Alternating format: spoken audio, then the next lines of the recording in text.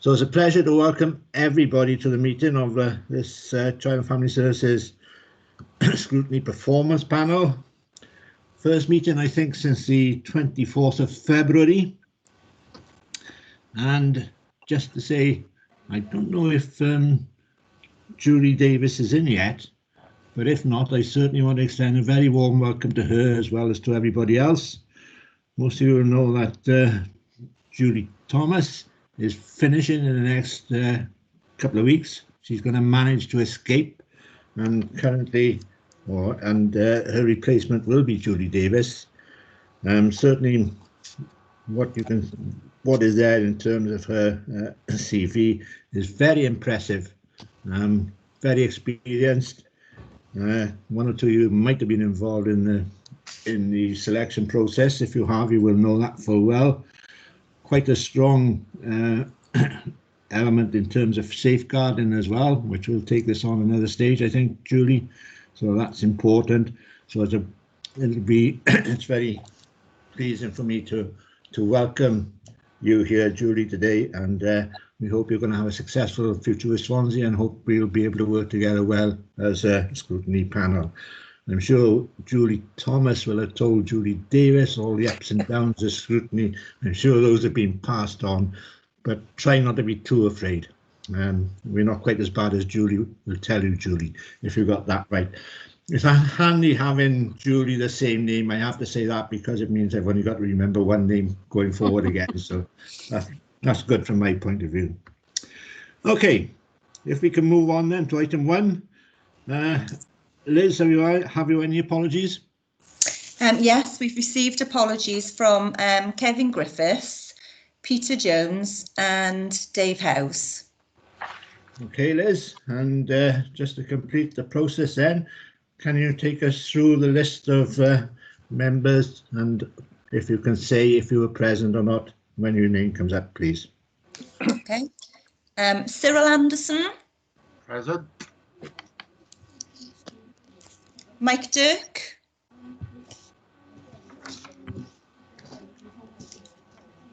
No. Yvonne Jardine.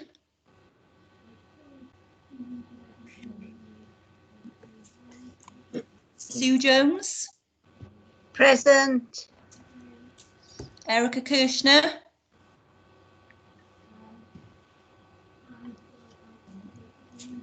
Wendy Lewis. Present. Des Thomas. Present. Elliot King. Hello, yes, afternoon, present. Sam Pritchard. Present. Julie Thomas.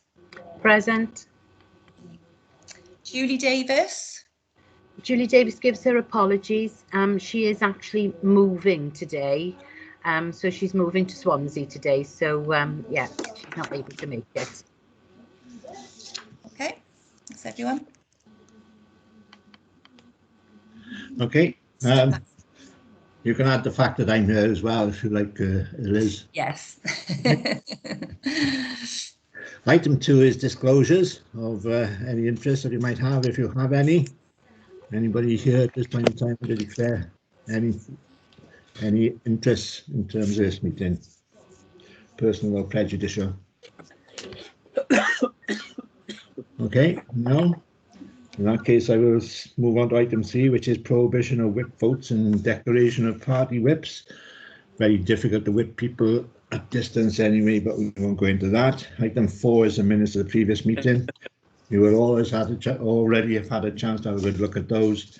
I don't know if anybody's got any comments to raise or any changes they would like to have. If so, could you say so now? Or if not, would somebody like to propose they be accepted, please?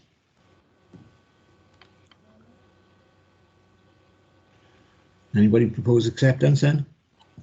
Yes, go ahead, Chair. I will propose that the. Okay, thank you very much. I couldn't see anything particularly arising from that in terms of matters arising after this length of time. So unless anybody's got anything they particularly want to raise, I will move on to public question time. I don't think we've had any questions, have we, Liz? No questions.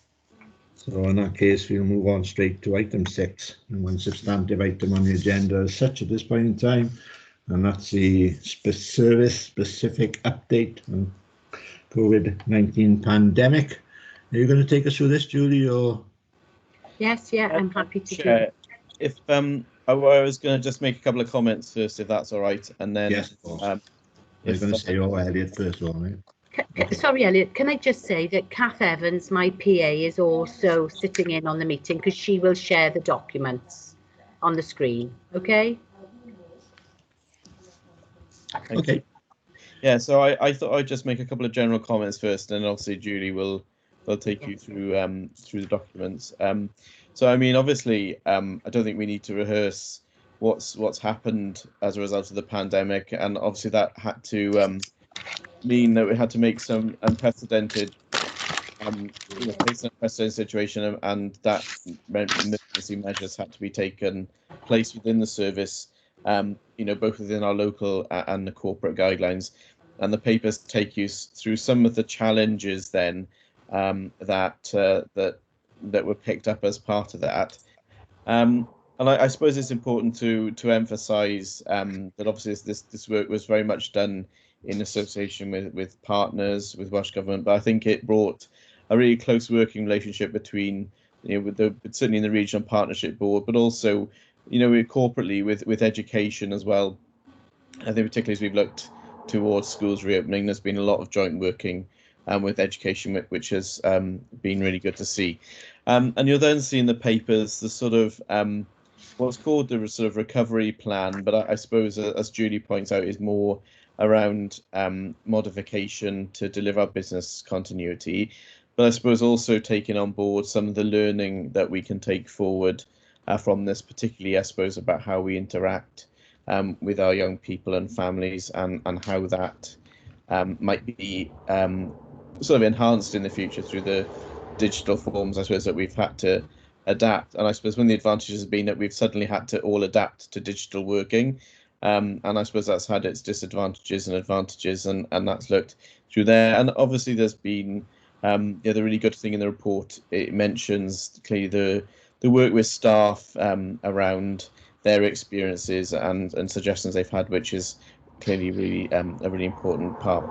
So I think the only other thing I really wanted to say was I think it's really important that we recognise how staff have reacted to this real challenge over the last several months, with Julie's leadership, of course.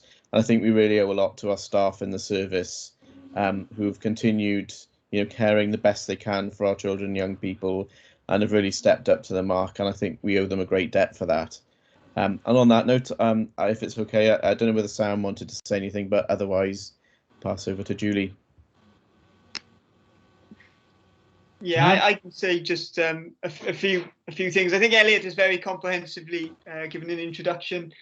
I think given everything, I think we can be incredibly proud of what the service has done. I think COVID-19 is a completely unprecedented event, and I think it is so encouraging to see the service has held up throughout that period. And it has only really held up because the staff have been fantastic throughout that.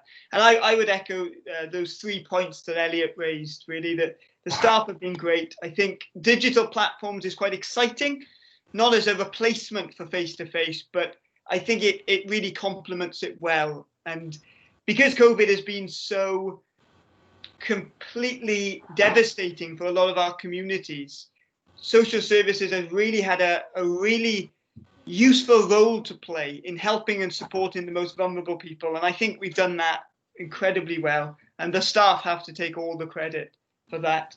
I think the closer relationship with partners was almost a necessity throughout COVID. We had to work better together, and I'm very pleased to say that we have done. And so through COVID, my hope is that as COVID, or when COVID comes to an end, the good work that we have done in social services, there's a lot of good practice that we've done throughout this period that might even be really useful for continuing and carrying on throughout the service. But given everything, I think we've got a really positive message to tell in Swansea in a really difficult time. And hopefully Julie will now go through a lot more detail But Okay, thank you, Sam. Over to you then, Julie. Okay, thank you. So it was a slightly different brief today than usual, and as Councillor King and Councillor Pritchard have indicated, the focus of the report is on the service's ability to respond and deliver core business during the COVID-19 pandemic. So, you know, we had to react very quickly to the lockdown requirements and implemented a number of emergency measures in line with local corporate and national guidance.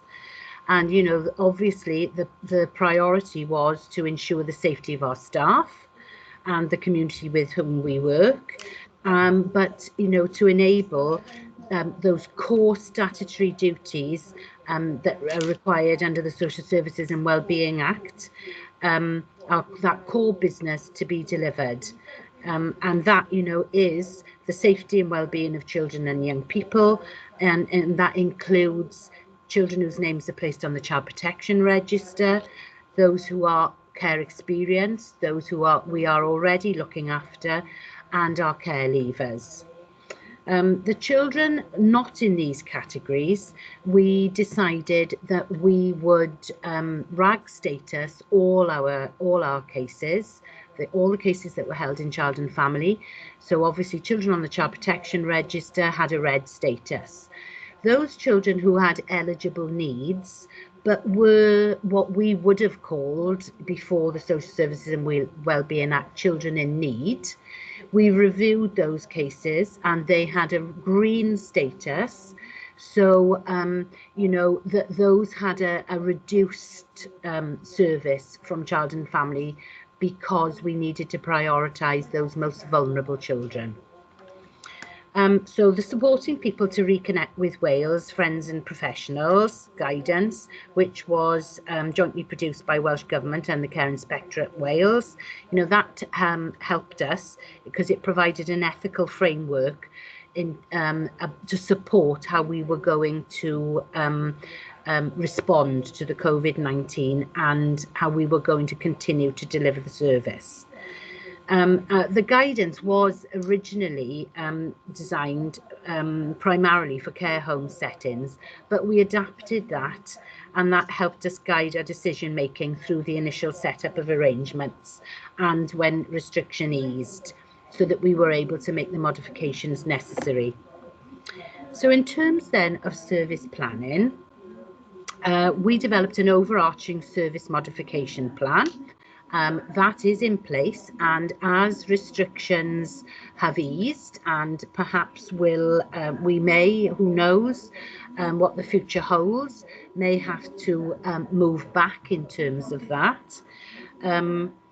So that's in place, and it was underpinned by the agreed principles relating to each traffic light phase of the Welsh Government restrictions. And we also developed individual service specific modification plans for the key areas of the service. So that was around staffing, it was around buildings, it was around planned group work. So as you know, some of the service we deliver is around group work, with the Domestic Violence Hub, group work in terms of parenting. So the modification plan included that. It included the plan direct work. The plan direct work that we undertake with children and families. So that would be around the signs of safety metrics, for example, the 3 houses work that we do, the words and pictures, which are essential to our assessment activity. And the unplanned work, because clearly, you know, we respond to crises, and that was particularly problematic because of the risk assessments that were required, you know. So we couldn't just turn up at a house as we had previously. We had to undertake the risk assessments. We had to check out with the family whether there was anybody symptomatic and take the necessary precautions.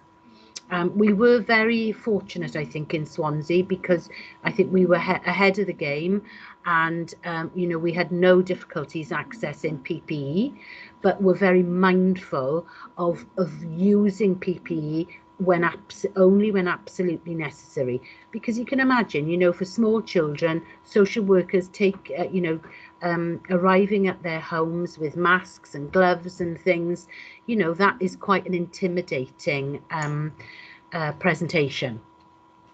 And of course, facilitating contact, you know, that's one of our key areas when we have separated children from their families, how they're able to maintain contact. So during lockdown, that was particularly problematic, but again, we modified the plans and were able to do that, continue to deliver that service, albeit slightly differently. So the principal officer group, clearly the senior management team in Child and Family Services has been crucial to leading on this, and that's been with the help of the business development and commissioning unit. And I have to praise the staff in that unit, because I think the quality of work that we've delivered in Child and Family Services and the feedback that we've had from the unions, particularly around the buildings aspect, has been very positive. So in order to understand the impact of the changes to our business as usual, you know, team managers, we immediately wanted to include team managers in the development of our response. You know, they are closer than us to children and families. So we asked them to complete a recovery questionnaire outlining which areas of the service they thought we needed to stop or be modified. And that was included, that feedback was included in the development of the modification plans. And in addition, we put out a recovery questionnaire, the New Adventures of Working survey, and that was sent out to all staff across the service with the aim of understanding how our workforce feel about the modified working practices. So we were immediately getting feedback from staff around the changes that were required due to the modification plan. And we were well placed in Child and Family Services to do that, again because of the work of the business unit, because we've got well established mechanisms of communicating with our staff, so it's very easy for us to do that. So the ethical framework and the guiding principles and key learning have been used, you know, as I said, to create that high-level service modification and recovery plan that reflects the Welsh Government's traffic light system, and a phased return to normal. And I put a phased return to normal. You know, we won't ever really deliver services as they were previous to COVID. You know, we have taken on board the learning, and there are some advantages, you know, to delivering the service differently in terms of efficiency and effectiveness. So the full recovery and modification plan is attached at Appendix 1. And I'm not going to go through the detail of that. You will have already read it, and it is very detailed. And of course, there are specific service delivery modification plans that are detailed for each service area. And again, you know, they would be accessible to you if you chose to, if you wish to see them. So the first main challenge has been around workforce well-being and safety. And again, you know, Child and Family Services well placed to manage this, because we've had a strong focus within the improvement plan about workforce well-being. And the service was, of course, already working agilely. So we had the equipment available to us to immediately support staff to work from home. But, you know, there are concerns about social isolation, staff working in isolation at home. You know that our staff will see very distressing things when they go out to visit children and families. And, you know, they go home then, they haven't got the opportunity to come back in the office to debrief and have that informal support and informal supervision. So that is a worry for us, and staff are beginning to feed back that a total working from home arrangement would not work in child and family services, and to be honest, we already knew that. So we have put in place, you know, there's a strong team ethos within the teams in child and family services of support, and, you know, and we model the values of the Signs of Safety Practice framework within our colleague interaction in terms of respecting, listening to our staff, and that has enabled us to maintain a strong workforce. The positive communication strategy, as I said, developed over time, has enabled us to get information out to staff in the way that they have told us works for them, and that has further enhanced their well-being.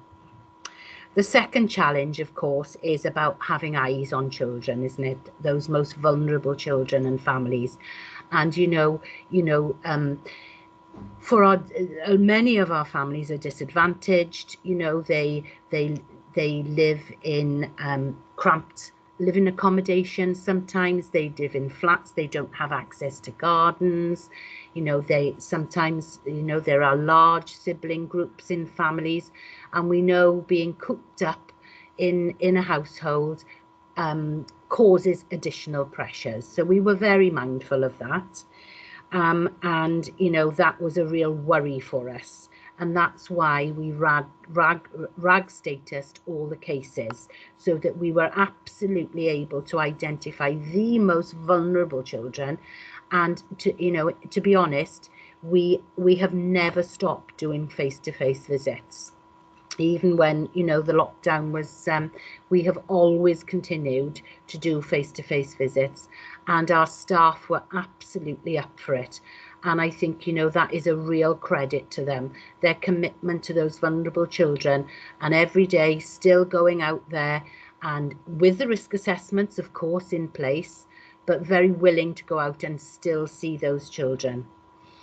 And, you know, I suppose, again, the other worry was the intensity, because some of these families, you know, and children require intensive support. It's not just once a week or once a fortnight visiting. There are some children and families we virtually visit every day. So that, again, was a worry for us. And, of course, promoting contact with children who are being looked after. So, you know, we were able to use develop the modification plan and address those challenges, you know, through effective use of virtual platforms, continuing face-to-face contact using social distancing, and where necessary, PPE. So, you know, we were still visiting face-to-face. We had a standard that every child on the Child Protection Register had to be visited once a month, face-to-face visit at least once a month, and then there were virtual contacts as well. And all contact between care experienced children and their families initially moved to virtual contact, but we quickly were able to look at the risk assessments and move to safe, direct physical contact. And we were one of the first local authorities in Wales to do that, because, again, you can imagine the distress that families and children experience when they're not having that contact. So I think that was a real positive. So as I said, you know, all cases were RAG statused, and we had weekly meetings set up with our partners in police, education and health. And that's what Elliot, Councillor King and Councillor Pritchard have referred to in terms of enhancing opportunities for partnership working to monitor the progress and ensure that children were being seen. So we were able to coordinate some of that activity. So, and health visitors were ringing social workers, and social workers were ringing schools, so that we weren't flooding children and families with unnecessary contact. We were coordinating that and able to make sure that we were seeing children and communicating with families on a regular basis, and then communicating with that core group around the family. and during those meetings they would talk about individual families where there may be worries, and cases would move up and down the RAG status. So a third then potential challenge was placement finding. We were really worried that, of course, when children needed to be accommodated, we wouldn't be able to find appropriate placements for them. And actually that hasn't been the case to date. I have to say Foster Swansea have excelled themselves. They've been extremely creative, and the foster carers have worked with us, and we have been able to place and match children appropriately to placements. And to date, it's very interesting because we were really worried that we would, the placement stability would decrease, and we would see a lot more instability and children moving between placements. But again, you know, we've used the educare team, we've used the respite home, the supervising social workers for the foster carers have been providing additional support. And as you can see in the performance report, we have been able to achieve good placement stability throughout the period. Okay, so moving on then to performance and analysis. I won't go through that in any detail. You've had the performance report, and I'm very happy to take questions specifically on that. I guess the headline figures are pretty stable, although there is a high level of CP activity. Again, you know, there were worries that we wouldn't be having information at the front door because schools weren't seeing children, health visitors weren't seeing children as regularly, they weren't out in the community, so people weren't seeing them. We were concerned that those worries about children wouldn't be reported to us.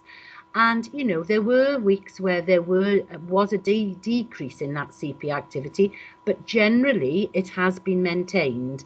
And I think that is positive, because we are hearing about it and we're able to intervene appropriately.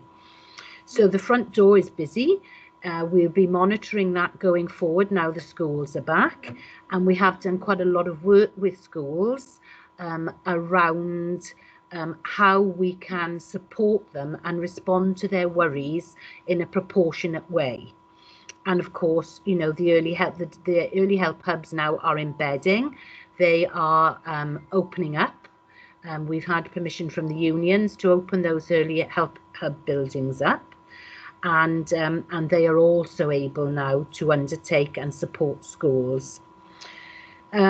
Statutory visits, you know, crucial, and they are an indication that we are still out there seeing children. They are at or above target, and high numbers of children are still being seen as part of assessments.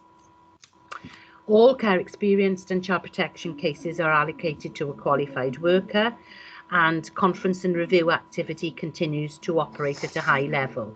Again, really important that we're reviewing those child protection plans, we're reviewing those care and support plans for care experienced children, and that core group activity is, I would say it's exceptional.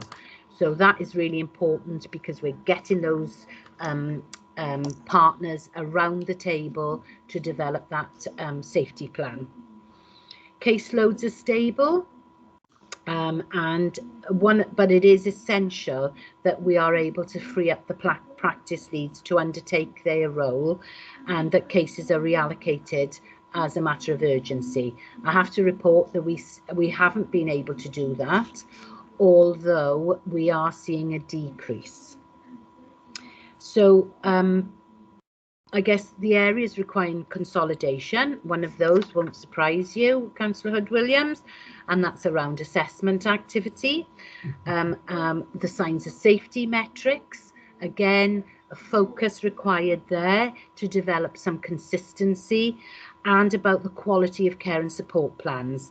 You know, quality in that of work in this area, you know, will really help us to support children's safety and achieve good outcomes for them.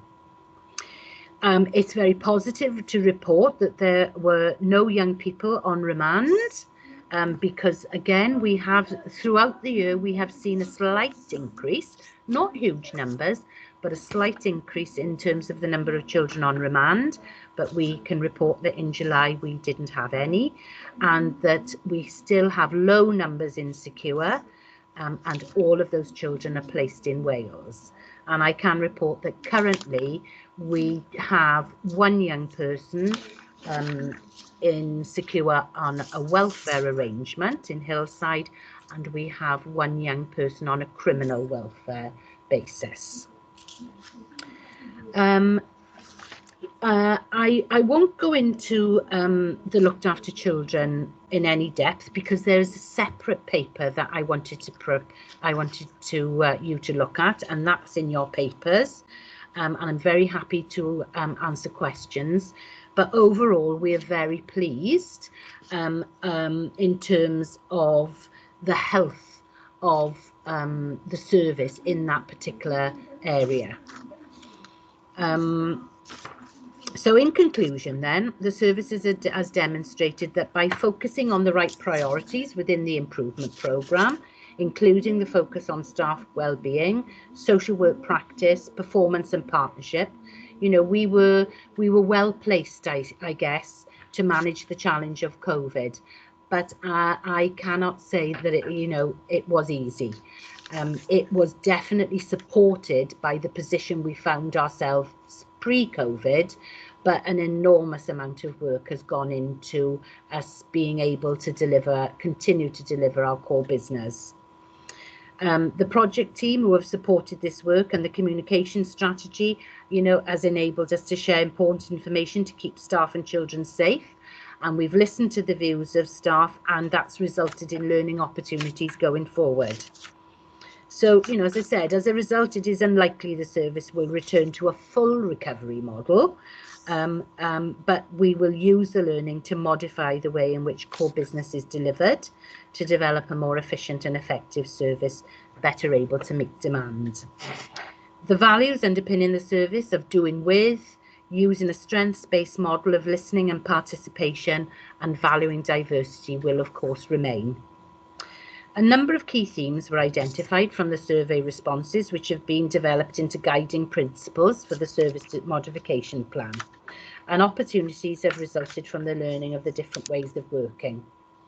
So, for example, there are now opportunities to return to work in the office. So those are in place, and teams are able to come in together on a monthly basis. That's a voluntary arrangement and has been agreed with the unions. And of course, it respects social distancing requirements. So engagement and workforce development will be prioritised to support staff to continue to work flexibly. So we would expect that going forward, staff will still spend time working from home and to develop the skill base necessary to build a confident workforce. We've really used the digital and virtual platforms to good use. And, young people are really familiar with that. And the feedback we've had, particularly from adolescents, is this is something that they've highly valued. And it enables us, to communicate effectively with families. And that's an add-on to the visiting that we are doing routinely anyway. So, we will continue to use those effectively and maximise their use. But, it's about enhancing the service, not replacing that face-to-face relational social work.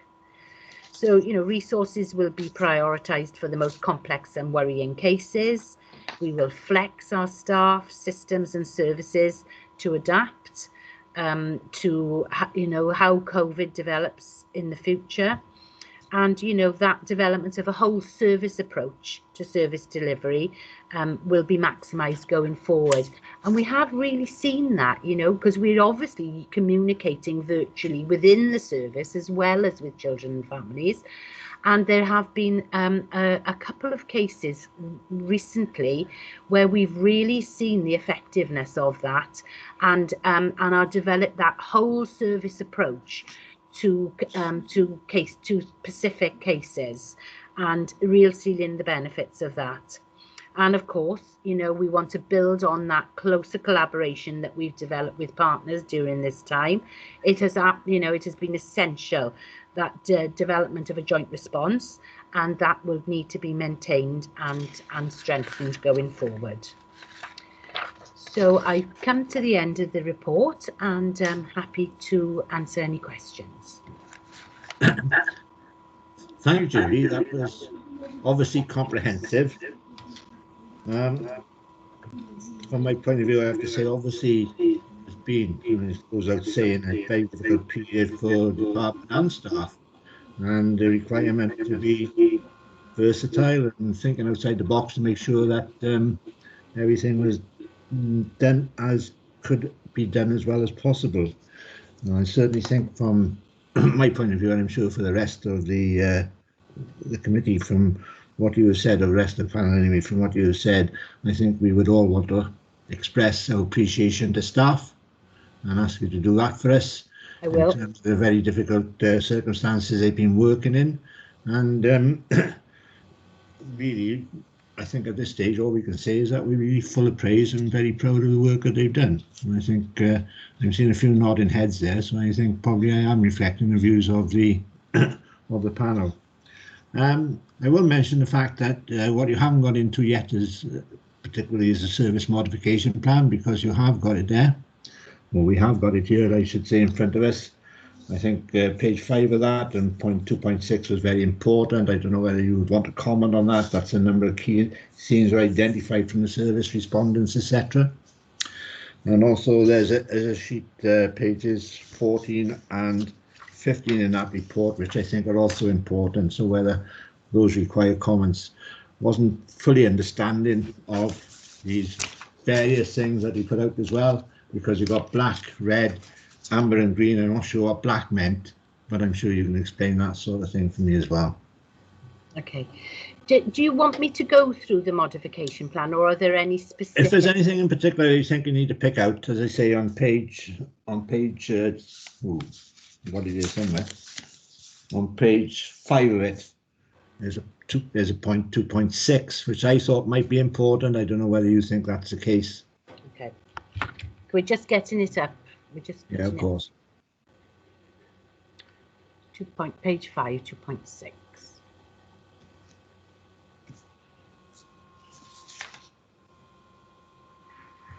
Okay. I think that's what I picked out in particular there in that report, basically.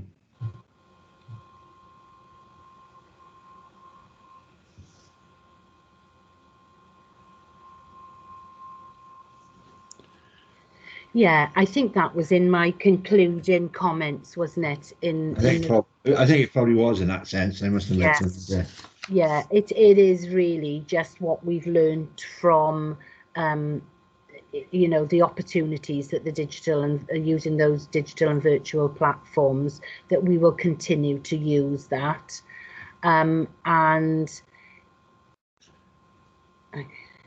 Yeah, because you know, the worry for us with virtually communicating with families was our ability to develop the science safety practice framework, you know, because it is all about relational social work, and it is much more difficult to do that virtually than, you know, when you're sitting in someone's home. But we have still been able to do that direct work, and we've got examples of really creative work that social workers have done virtually with children and with families, and, you know, in terms of words and pictures and 3 houses. So, you know, I suppose what we've learned is it can be done, and we wouldn't want to replace the face-to-face work, but we can still use those platforms creatively and enhance the service that we provide. The workforce wellbeing strategy is part of the improvement programme, and we are, I suppose, about 3/4 of the way through that. So we just need to complete that piece of work. It obviously was delayed slightly by COVID, but, you know, we have restarted it. So, you know, that demonstrates our commitment to prioritising staff wellbeing. and you know, the fact that we've been able to open up the buildings voluntarily and for staff is also a plus. And I guess, you know, in terms of prioritising, the most complex cases, it has helped us think about how we respond to those cases where needs are less complex, and how the early help hubs can support us with that work. And that will help us going forward to reduce the volume of work within statutory services, and be able to support families further down the continuum of need before needs escalate to becoming complex. And I think, you know, other than really seeing the benefits of having those weekly meetings with our partners and discussing individual cases, that, you know, that we have really felt the benefit of that.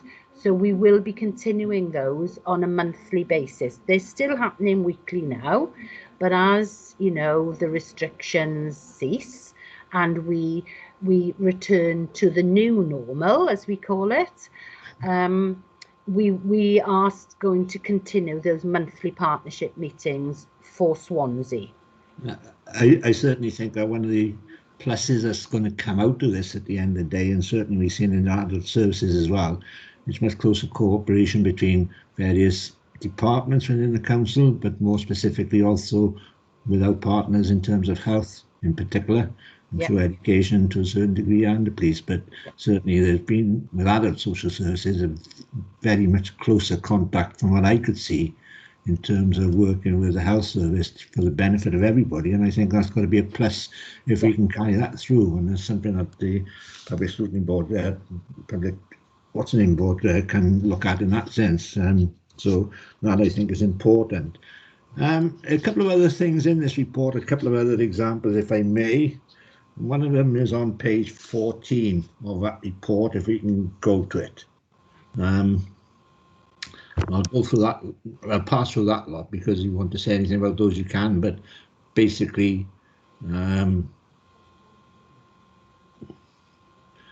where we are there now, for example, what I'm seeing is that you don't have the opportunity, or children, or young people I should say, don't have those drop-in opportunities like they used to have at the moment. No. And some of the reds there I thought might be of concern to you, and that you will want to do something about in the not too distant future if you can.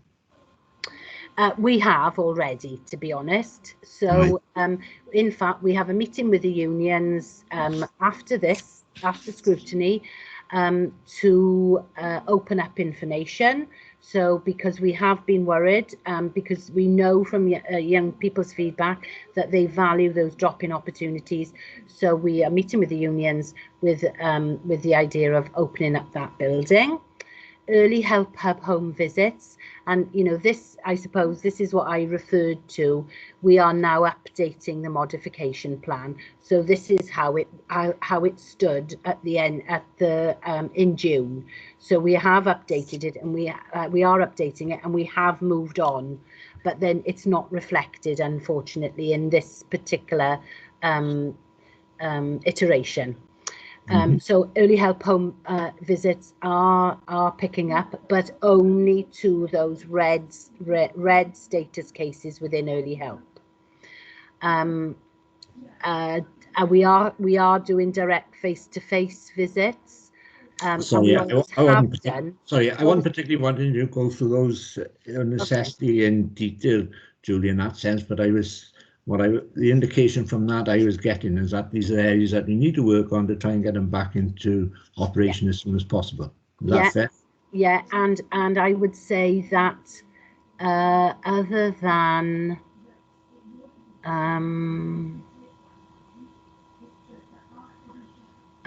one of those reds, we have moved on, and we are routinely doing those tasks. For example, direct contact for families. Yes, we moved on. The end of June, we were doing those. So basically what you're saying, a lot of the work has been done in respect to this already. Yeah. So we're well on the way to that.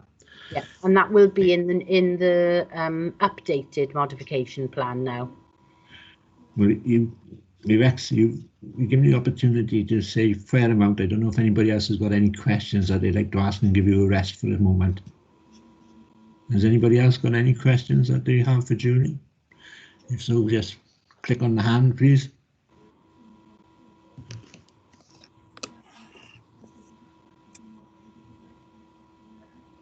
And I'm not seeing any of this at this point in time, so people would appear to be relatively happy with that.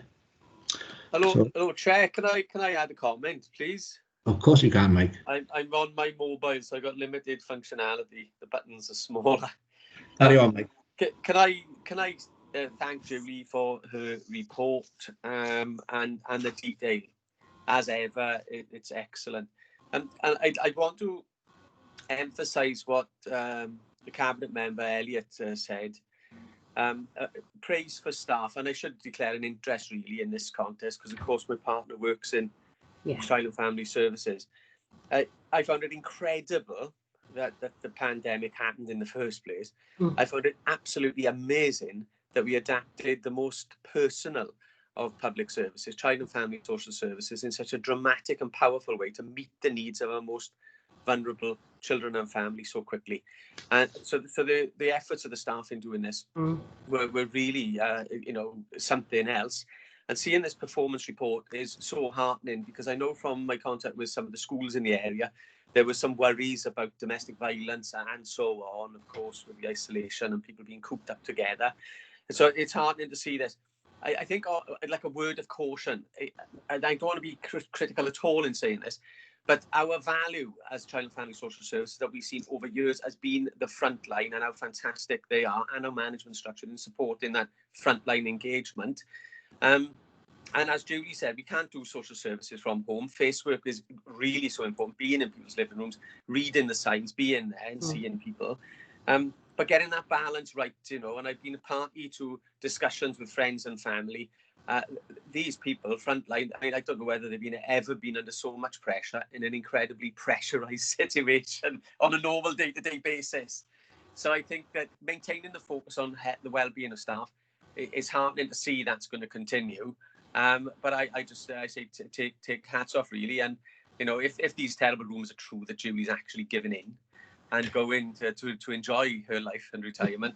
What a way to leave, because this is a remarkable achievement on its own, Julie, I'd say. So hats off to, of course, the Cabinet members, of course, the Director and the Head of Service, but all the team together. Yeah.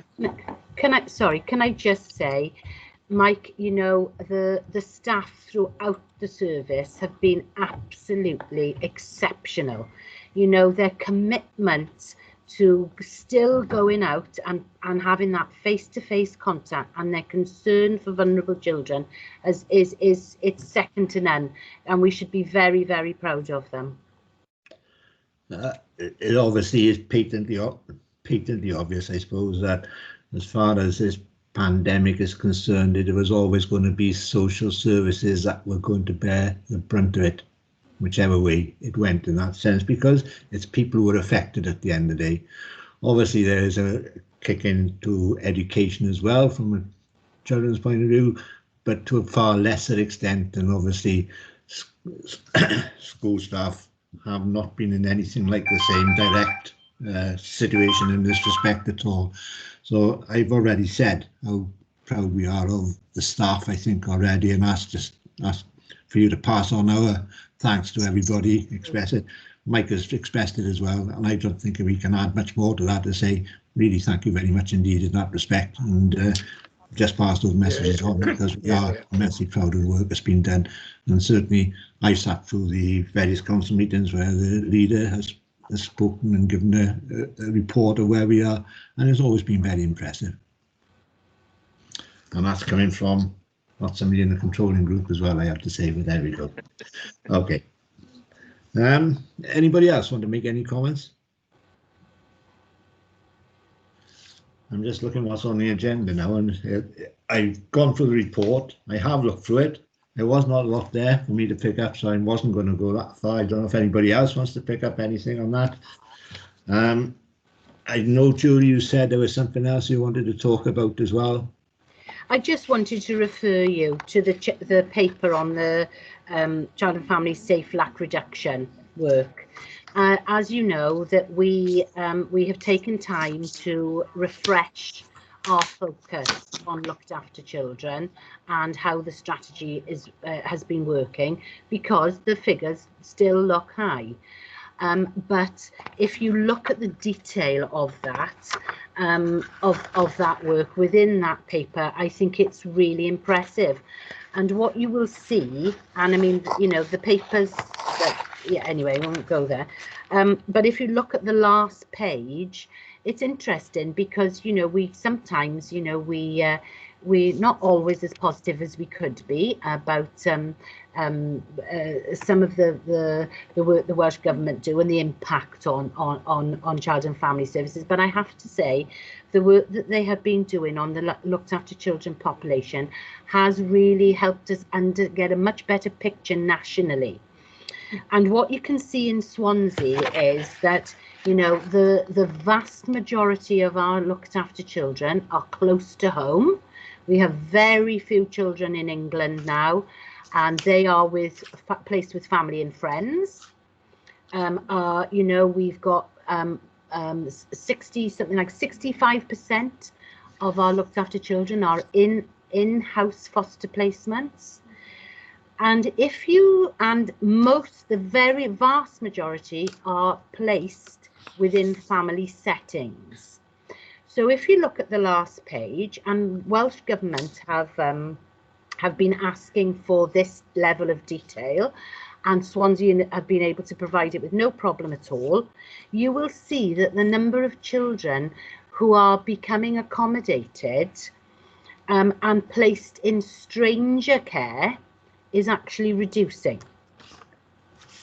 And that is a really good picture. Sorry, where exactly are you now? I'm on the last page of the Child and Family Services Safe Lack Reduction. Are we looking at? You haven't got that, have you? Are we looking at those graphs? Oh, I can't see. Kamster, you'll have to pick it up. Yes, those. Yes. Right. Okay. All right. Yeah, I think it came to you on an Excel spreadsheet. But I will send you. The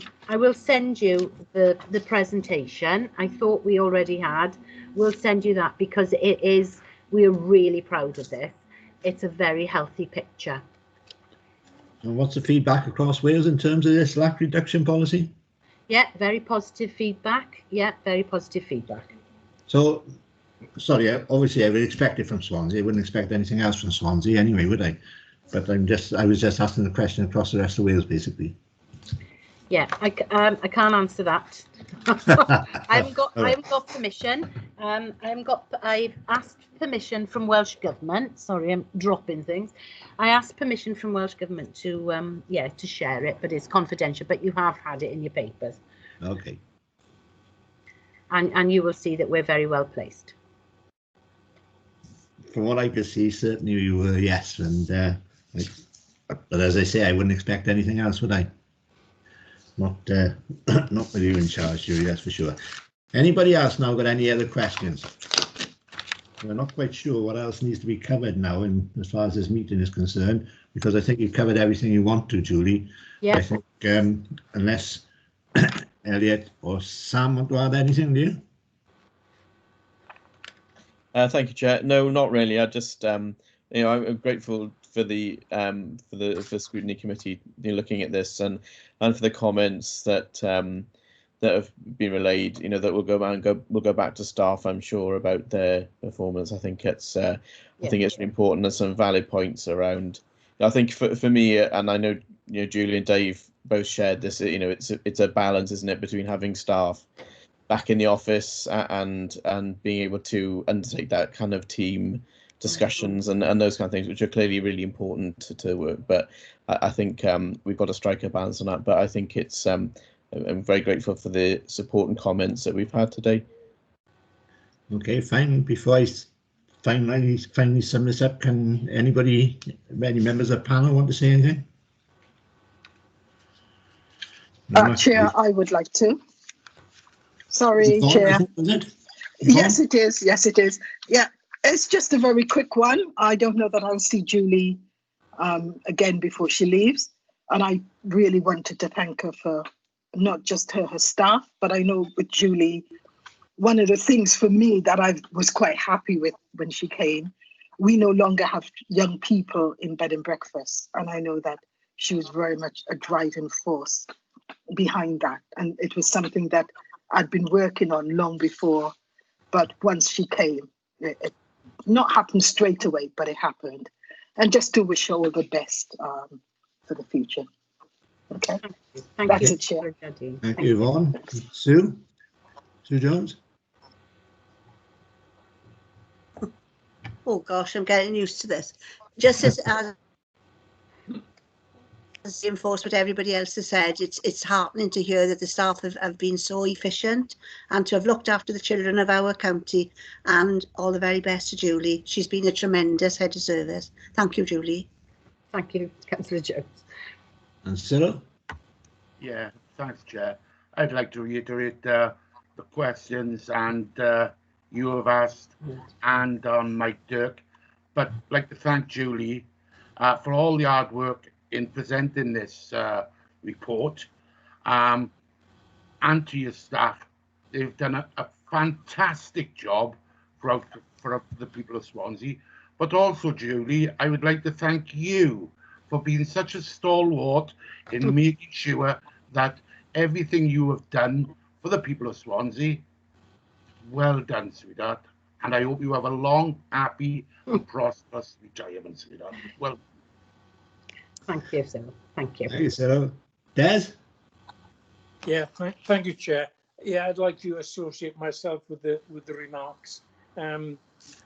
From the first time I think we heard Julie report, there was an empathy in her voice. We knew she was wedded to the job, if I can put it that way. And every child and person that's come under her surveillance has benefited from her kindness and care for them.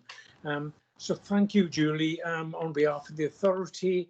I'm sure that if everyone who retires from the authority finishes on such a high plateau as you were finishing, it would be, the authority would be that much better for it. So thank you very much. I didn't realise that we were allowing people to retire at the age of 35. Thank you very much. That was my favourite comment. Well, I'm surprised at you, Des, I must admit, flatly. But not really flatly. Well, before I close this meeting, then, I would like to say a few words myself. Obviously, Julie, it's a fact that you are retiring at the end of this month. I told you before, if it had been my decision, you wouldn't have been going, but that's another matter. You've now been with us, I think, for 5 years in terms of being head of Child and Family Service of that sort of order. And you've been attending these meetings on a regular basis. And I used to think it'd be wrong if I didn't say anything. If I can go back into history just for a moment, I hope members will bear with me. In 2009, it was, the City Council Child and Family Services was put into special measures by Welsh Government, and an intervention board was imposed on the council.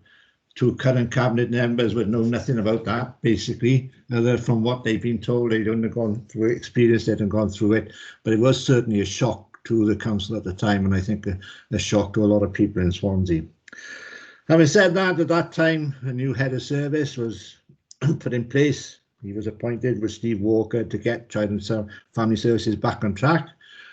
And after 2 years or so, in that sense, he was successful. I should have added, of course, that this Child and Family Services Scrutiny Committee was established at the same time in 2009. And Sue and myself were both of us original members of that Scrutiny Committee, and we followed it all the way through. And we've seen the improvement over that period of time. As I say, Steve Walker got the department back on track before he disappeared off to the East Coast somewhere, I think it was, to do the same sort of job up there. And we had Phil Hodgson come in, who was down in Swansea about 18 months ago with the lack reduction policy, the Welsh Government lack reduction policy. Obviously, that was his role, and he was seconded in for a while, and he carried it on for 12 months. And then, as I understand it, and you'll tell me if I'm wrong, I don't think it was anything like anybody else, but then Dave Howes came in and he took over as Child and Family Services Head of Service. And when he eventually moved on,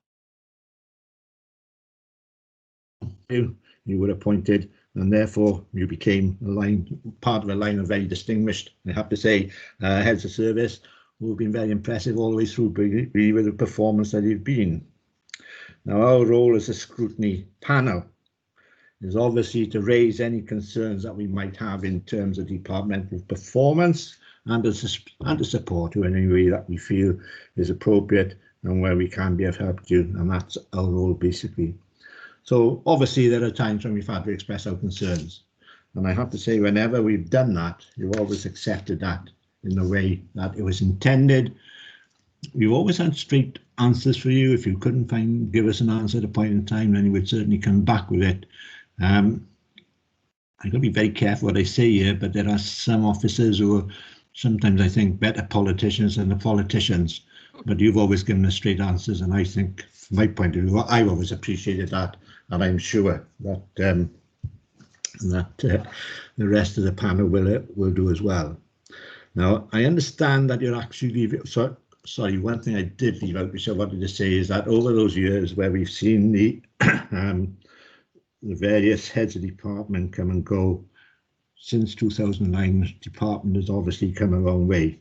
And I know when Steve Walker left and the intervention board was raised, I can remember saying in the chamber at that time that was the end of the first stage of a very important road that Child and Family Services was on at that time. And that road and that journey has continued ever since. And we've seen the evidence of the improvements, not just in the fact that we see the figures ourselves in terms of performance and what comes back from the forum as well, but also in your reputation outside of Swansea as well, and the way that's developed and how it's gone on. And people do appreciate where Swansea has come. And obviously you've made a real contribution to that. Now, I understand that you're actually leaving work on the 30th of September, so working up to the last minute by the looks of things. I can't say I'm surprised at that. I think that's the nature of the lady herself, so obviously that's your nature. But when somebody does retire, I think there are three important words to be said, apart from the obvious thanks for what we've already done and what have you. But those words in no particular order are long, healthy and happy. And I'm sure, Julie, I'm speaking on behalf of all of us on this panel at this meeting, in that we wish you a very long, healthy and happy retirement together with our grateful thanks and appreciation for all that you've done for the vulnerable young people of Swansea. And I think that's what I wanted to say. Thank you. Okay.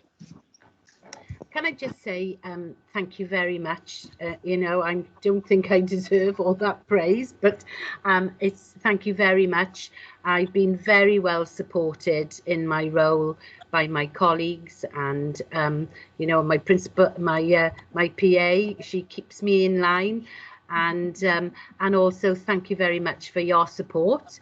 You know, you've always asked intelligent and meaningful questions, and you know, it was a pleasure to try and do my best and respond. So thank you very much for your support. Thank you. Thank you, Julie. And on that basis, I'll say thank you very much to panel members, and bring the meeting to a close. Thank you. Bye. Bye. Bye. Bye, Julie. Thank you. I might have a word with you privately again, Julie. I'm sure if I can get hold of you, if you're not busy working.